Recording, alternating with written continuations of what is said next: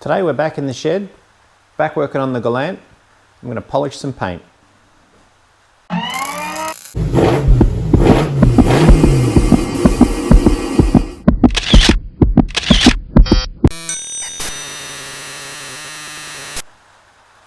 So this is the 1976 Galant Coupe that I've been working on for over a year. And a month or so back, probably 2 months back, I finally got the colour coat on this. The colour is Pink Panther, which is a traditional Mopar colour from back in the muscle car era. And it has, as it sits now, it looks great. It looks all shiny and beautiful, but it's off the gun. So this is exactly how it laid out when I painted it. And I'm not sure how good this is gonna come up on camera, but there's speckles in the paint of, I guess, of dust, of fallout and all that stuff. It's more prominent on the flat surfaces like the roof. Down here on the quarter panels and on the doors, not as much, not as bad, but yeah. So I'm going to go through the process of how I'm going to fix that. Just to be clear, it's not bad. It's certainly there, and I think you can see it. I guess on the camera it probably looks like metal flake or metallic spots, or I'm not really sure how it comes up in. You can definitely see it in real life and feel it as well. So what I'm going to do is sand it back, block it back with, I've got a whole bunch of papers. I've got 1000 grit, 1200 grit, 2000 grit and 2500 grit. And I'm going to attempt to do it with the finest of the papers and then sort of figure out what the best paper is. I want to take off as little as possible. I just want to get the high spots, which are tiny little dust specks, I guess. I just want to knock the high spots off and then buff the whole thing. I cut and polish it with the machine polisher. Forgive me for the noise. It's raining here at the moment, which is fairly typical, but yeah, really looking forward to seeing how this comes up. So the first thing we want to do is you want to make sure that the area is clean. So I've got a fresh bucket of water here and a brand new microfiber cloth. And we just want to get on there and make sure that we don't have any dirt or dust sitting on it, because when we run, and you can see how clean it is, the microfiber cloth is perfect. But when we run the sandpaper across it, if there's dirt and dust on there already, that's going to scratch the clear coat, which is on top of the colour. So now that, and there's no worries about putting plenty of water on there. Like you don't want any scenario where the sandpaper is going onto the roof dry or is going onto the paint dry. So I've got the bucket here. I've got 2000 grit paper. There's plenty of water on it. Make sure that it's clean.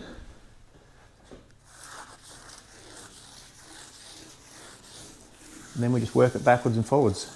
And you'll feel it grabbing. You just want to be real gentle. And what I'm going to do this for a couple of minutes, just nice and gentle. I suppose it should be fairly obvious, but because this is a clear on base system, so the colour coat was pink and then clear over the top. If you get any pink on your sandpaper or in your your water, then that's a bad deal.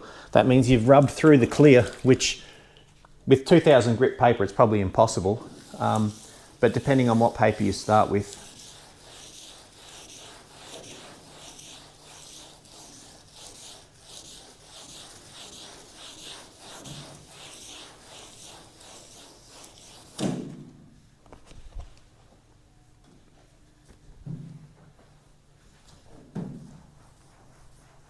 What I want to do here now is just see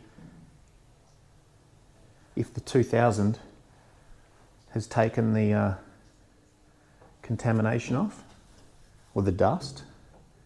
It feels like it has, mostly. Just a little bit here that I just felt. And just, I can imagine that if someone's just painting their car for the first time or whatever, this is nerve-wracking. I mean, hitting fresh paint with sandpaper, it feels obviously counterintuitive. You probably think, what the hell are you doing? Like, because afterwards you can see the extremely fine, but you can see the 2000 grit marks, scratch marks. But with 2000 grit scratch marks, there'll be no problem at all buffing them out with or cutting them out with the buffing compound and the machine polisher. So it's just part of the process. If the paint's bad, and the paint on this is actually very good, on some other cars that I've painted in the past, I've actually blocked it with 1000 grit. I've blocked the clear back with 1000 grit, then gone to 1500, 2000, 2500, and then the machine finish. On this one, because the paint is as good as it is, like it really is very, very good. It's just some contamination that's fallen in the clear as it's setting. It's not necessary to go back to 1000 grit and try and flatten the whole thing out. There's very little orange peel in this, and the gloss is excellent off the gun already. So it's, yeah, I think that the solution, all that's required here is to get the dust out, which is all I'm trying to do. So I'm going to block the whole car back, hopefully with just this 2000 grit. And then I'll go over the top with 2500, and then it's on to the polishing. The key is plenty of water and keep the water clean and lightly on the roof or on the paint. We don't really want to dig in and go hard.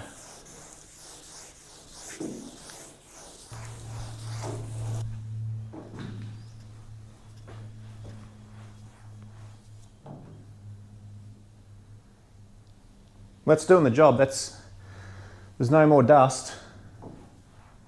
So that's excellent.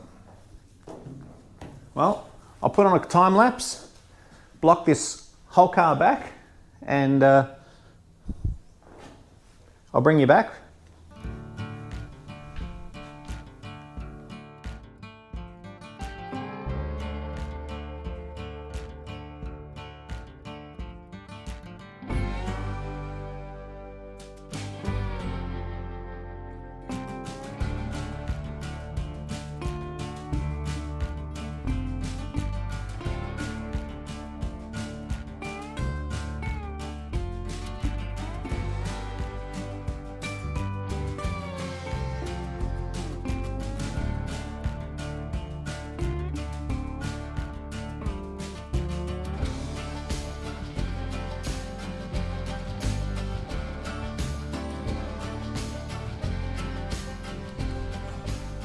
So that's the quickest way to make shiny paint look not shiny.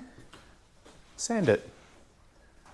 Anyway, it's all blocked back with 2000. There was no pink that came through. So that means we're good. We've only touched the clear coat. So now for polishing.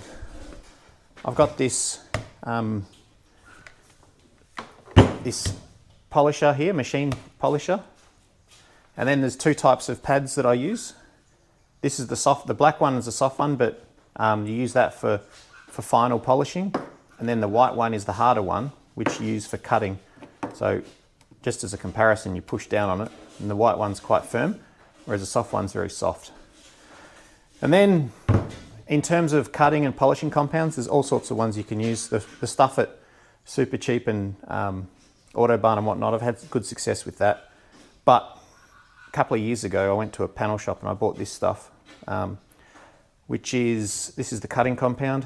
It's the company's Juice. I don't know if they're the manufacturer, but anyway, it's called Juice cutting compound, and then this is Juice swirl remover. So I hit this one with the white pad, and then after that's done, at the very end to remove the swirls, you hit it with the black pad with the swirl remover. Usually, well, we'll see how we go, but I've had times when you don't need to do very much cutting at all. The majority of it's you just hit it with the polishing compound and it really pops it. So we'll get into it. So just change out the pad.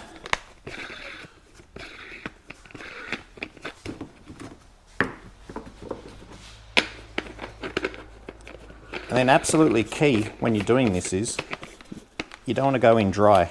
You need the lubrication from the cutting compound, so you want to be pretty heavy with it. You can always wipe it off after if there's too much.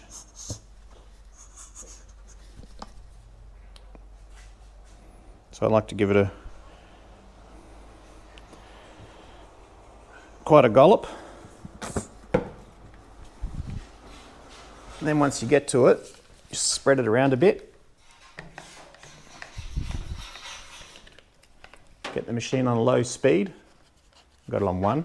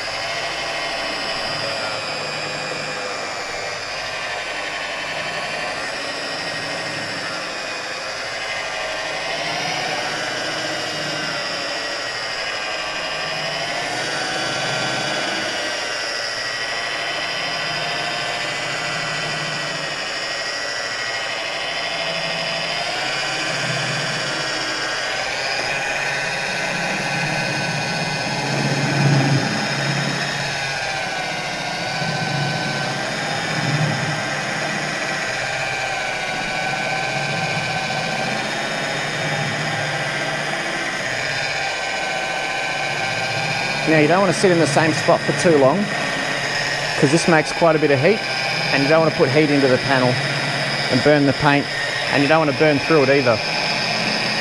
So just keep it moving nice and consistently.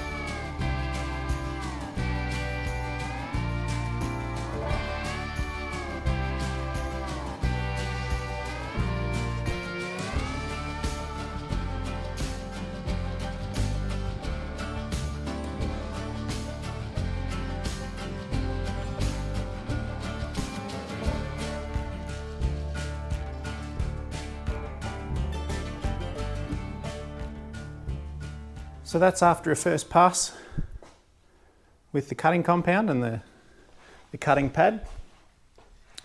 And I've given it a wipe dry with a microfiber cloth to get all the excess cutting compound off. And it looks really good.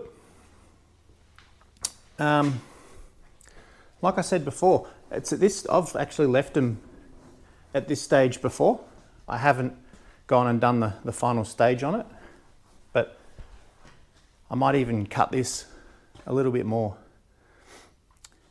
because there's heaps of clear on it, and yeah, I don't think it's going to hurt it, and it might even make it look a bit better. So I might give it another pass with the cutting compound. But that's the basic gist of it. So block it back, clean it, cut it with the polisher, clean it, cut it further if you need to, clean it, and then I'll bring you back when I put the final swirl remover on there with the buffing pad.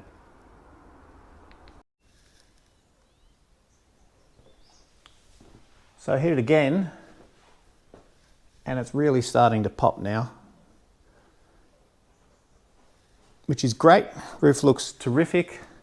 So now I've switched out the pad. This is the polishing pad, and here's our swirl remover, which is basically just a final polish. Get a decent amount on there.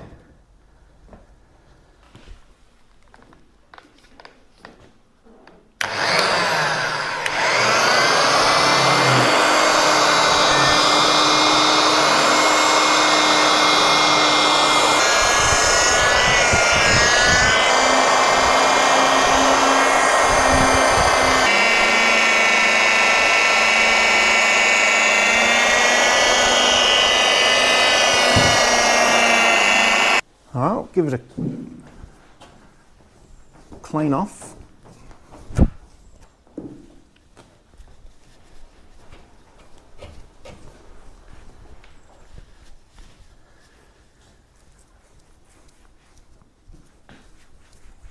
The key to this job really is just patience and following the process. So you don't want to push too hard on the buffer. Like, actually, you don't want to push on at all. You just want the weight of the buffer, because it's quite a chunky beast. You just want the weight of the buffer sitting on the paint. And when you first hit it with the cutting compound, you don't want it to be dry. You want to have plenty of the compound on there.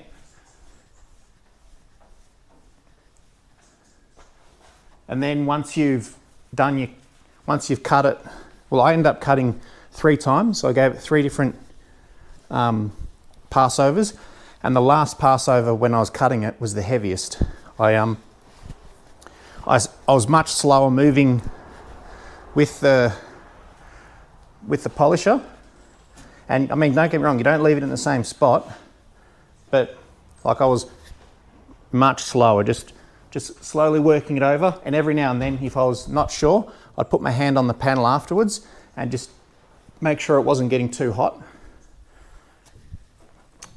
because it does generate heat, obviously, because we're using friction here. But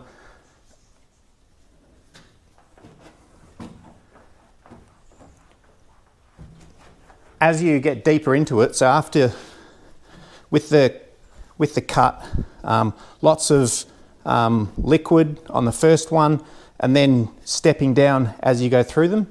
So the second pass a little bit less, then the third one a little bit less, and I sort of kept the polisher going until the majority of the cutting compound was gone, and it was just traces of it on the pad. And so then you're really getting a good finish. And so then with the final cut, with the polishing compound just now, it doesn't really matter. Well, it probably does matter if you put too much on, but it's a thinner fluid than what the cutting compound is, so it throws it away pretty quickly. And then in the end, you've got the soft pad just polishing on the roof or on the panel, and yeah, the final results are excellent. This it should look like this, but it looks better than off the gun, which is good, because one of the things that I think, myself included, people get nervous about is sometimes you shoot a job and it looks amazing, But you know, you do have some contaminants in it or whatever. And then to tidy that up, you've got to sand it back, and then, you know, you're hoping that you can get back to that off the gun finish. But you know, there's great depth in this color and huge gloss, and it looks terrific. So yeah. So anyway, that's how I go about removing dirt and contaminants from a shed paint job. Now I'm going to turn the camera off and crack in and polish out both the sides of the car here. Thanks for watching. I'll catch you later.